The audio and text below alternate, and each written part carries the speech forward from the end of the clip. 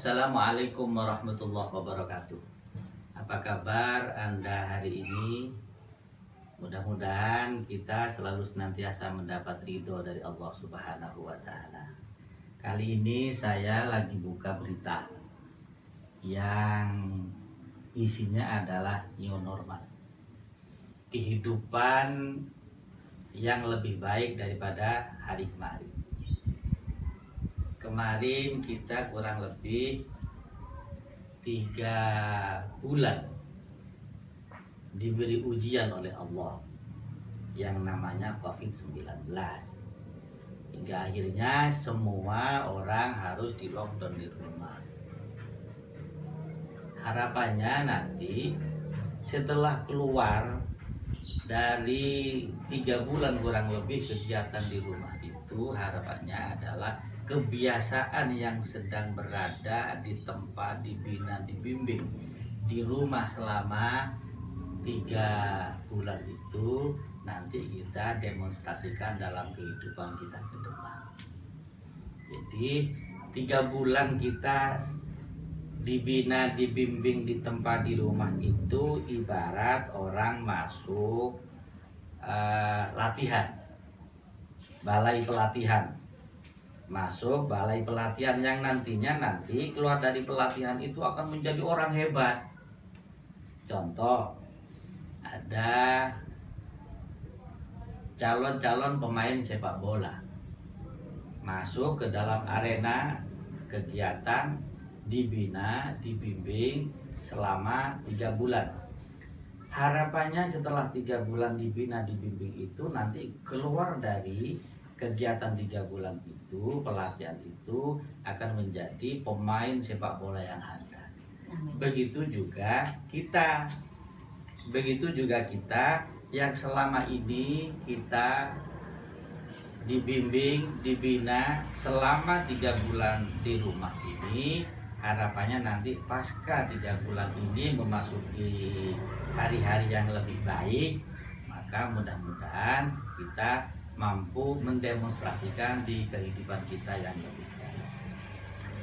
Saudara, COVID-19 atau yang sering ada dengar suara apa itu yang dikenal dengan corona. Corona itu adalah, kalau kita lihat sebagai ujian ya ujian, kalau kita lihat sebagai anugerah ya kita ambil hikmahnya. Kalau memang itu ujian, maka kita hadapi dengan sabar.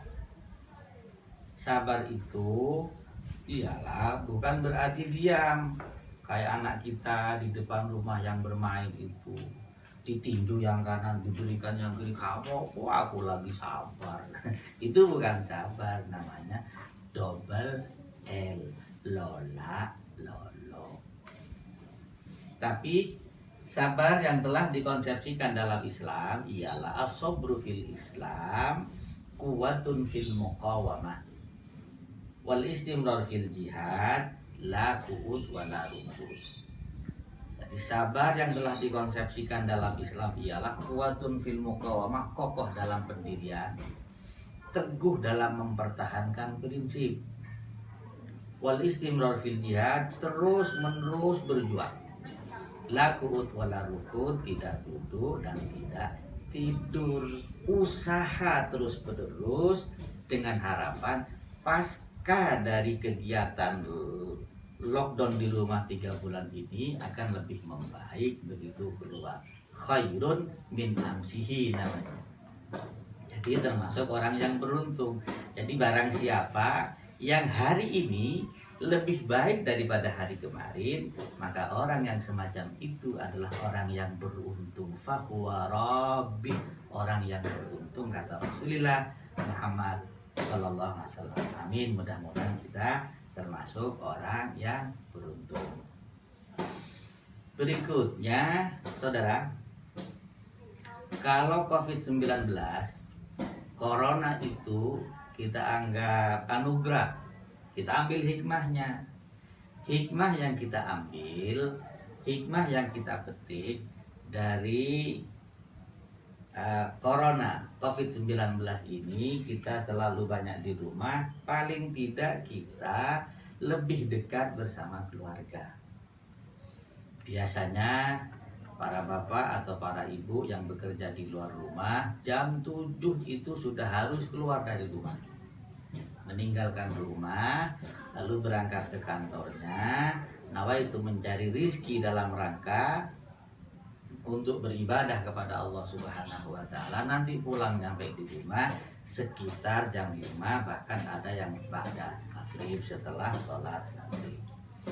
Maka di saat Allah memberi ujian yang namanya corona, lockdown kita di rumah, kita lebih banyak bersama keluarga di rumah. Jadi sang anak bisa curhat kepada orang tua, sang anak bisa konsultasi kepada orang tua, sang orang tua bisa menyampaikan, menyisipkan sisi-sisi ilmu keagamaan kepada anak-anak kita di rumah. Terlebih lagi, di saat kita lockdown di rumah ini, kita bisa sholat berjamaah bersama keluarga di rumah. Zuhur bisa sampai subuh, zuhur, asar, maghrib, isya, dan subuh. Biasanya yang bisa kita melaksanakan sholat berjamaah itu kadang ya maghrib, kadang isya, ya kadang subuh, kadang maghrib kita masih di jalan. Bisanya berarti isya sama subuh bersama keluarga. Maka hikmah yang kita ambil dari lockdown ini, kita bisa menunaikan ibadah sholat berjamaah bersama keluarga di rumah. Bisa sambil mengajari anak untuk menjadi imam. Yang semula anak belum berani menjadi imam, dibimbing, diajari, hingga akhirnya sang anak bisa menjadi imam. Maka di saat keluar dari pelatihan 3 bulan ini, sang anak insya Allah sudah bisa menjadi imam di masjid dan di mushola atas latihan ini. Ya, latihan. Lalu berikutnya saat kita lockdown di rumah itu, hikmah yang kita ambil yaitu kita mampu bisa menjaga apa yang dinamakan kesehatan, kebersihan. Kebersihan dalam Islam, kebersihan itu dikenal apa yang namanya toharoh. Toharoh itu dari dulu sudah diajarkan dalam Islam. Toharoh namanya. Jadi kalau saya membagi toharoh itu ada 2. Satu, toharoh lahiriah. Yang kedua, toharoh batiniyah. Toharoh lahiriah adalah membersihkan diri, ya tempat tinggal di rumah yang kita tempati, kita membiasakan membersihkan rumah karena an-nadhafatu minal iman. Kebersihan itu adalah sebagian daripada iman. Maka lalu membersihkan lingkungan, bi'ah namanya lingkungan kita, maka ada dibersihkan sehingga ada kerja bakti, itu gotong royong, bersih. Salam dari mana nih? Habis vitamin di sini ini. Tapi ngapain? Ngaji di motolan. Sudah dapat? Sudah. Ya. Mohon maaf, ini ada 2 sponsor. Satu, pesawat lewat. Yang kedua,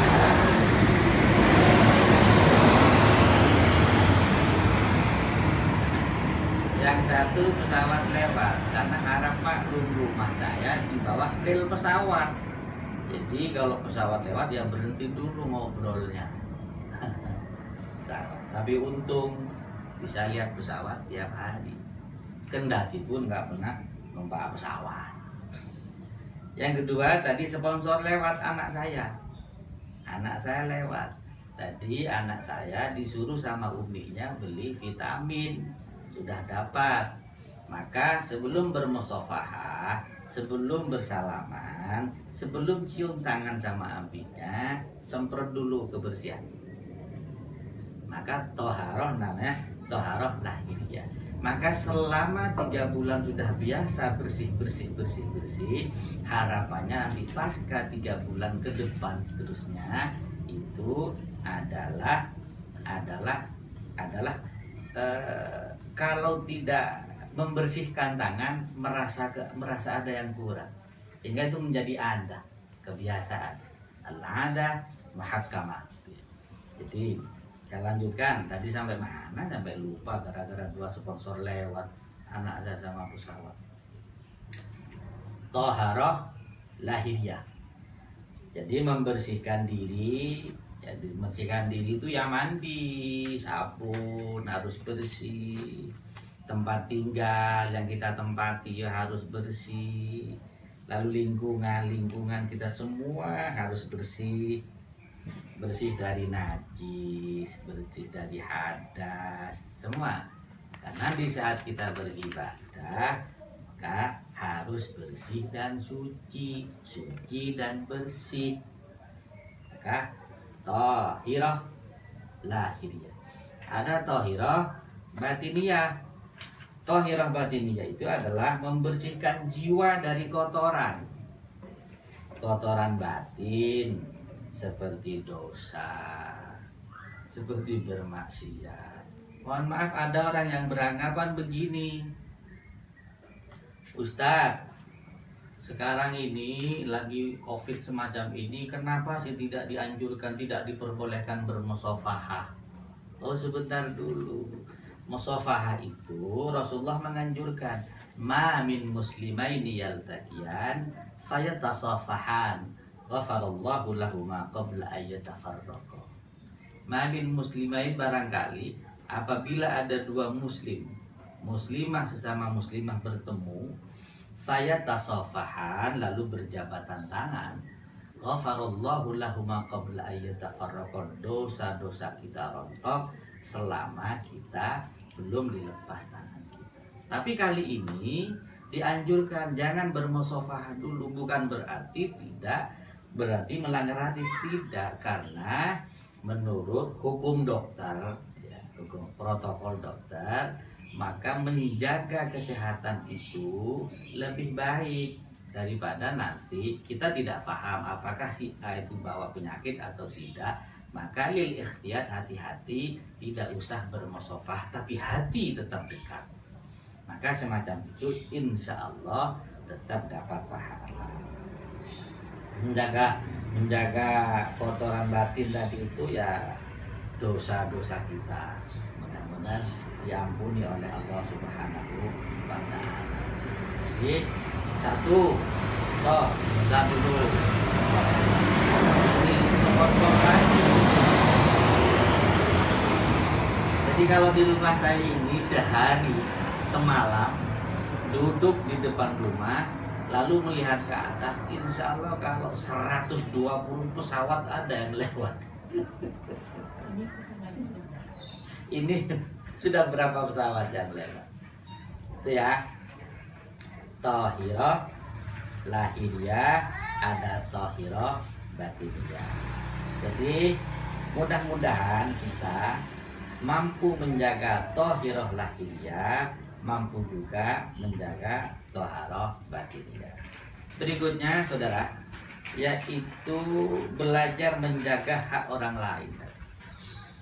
Jadi belajar menjaga hak orang lain itu tadi di berbagai macam kegiatan sering saya sampaikan. Jadi kita bukan berarti ingin memutus silaturahmi. Kita bukan berarti tidak ingin berdampingan bersama kawan dan tetangga. Hanya demi kesehatan kita yang biasa aktif di masjid maupun di musola, jaga jarak. Tidak usah bermusafah, tidak ada masalah. Yang penting hati kita, niat kita, karena Allah Subhanahu wa ta'ala tetap bersalaman hati kita. Yang penting hati tetap menyatu. Tuh. Berikutnya, saudara yang saya hormati, dari berbagai macam yang saya sampaikan barusan, maka yang harus kita jalani ke depan, yang harus kita jalani ke depan yaitu ayo kita sering berolahraga agar supaya kita tidak terlalu mudah capek, hindari stres yang berlebihan. Olahraga itu bukan berarti harus tiap hari jalan jauh, tidak. Yang penting rutin habis sholat subuh dari musola mengitari perumahan 3-4 kali putaran, insya Allah sudah cukup. Oke, lalu anjuran dokter, saya sering diskusi sama dokter spesialis bedah plastik, spesialis kesehatan, dokter. Ustadz, perbanyak minum vitamin. Maka saya akan menyampaikan juga kepada saudara, perbanyak minum vitamin, jaga kesehatan kita, perbanyak minum vitamin. Berikutnya anjuran dokter juga hasil diskusi bersama saya itu perbanyak minum air putih, tapi jangan lupa beristighfar, jangan lupa berdoa, jangan lupa membaca sholawat. Lalu di saat kita mau makan, perbanyak pula makan sayur. Nah, mudah-mudahan ke depan kita mulai hidup kita ini hidup yang sehat. Kita mulai hidup kita ini hidup yang istiqomah. Kita mulai hidup ini hasil kegiatan selama 3 bulan menjaga kebersihan, menjaga ibadah, menjaga rutinitas yang sifatnya ubudiyah itu, yang sifatnya manusiawi itu, yang sifatnya bisa diapresiasikan dalam kehidupan kita yang baik. Ayo kita lakukan. Semoga kita selalu senantiasa hidup sehat, dan ayo kita song-song hidup lebih baik. Hari ini adalah lebih baik daripada hari kemarin. Assalamualaikum warahmatullahi wabarakatuh.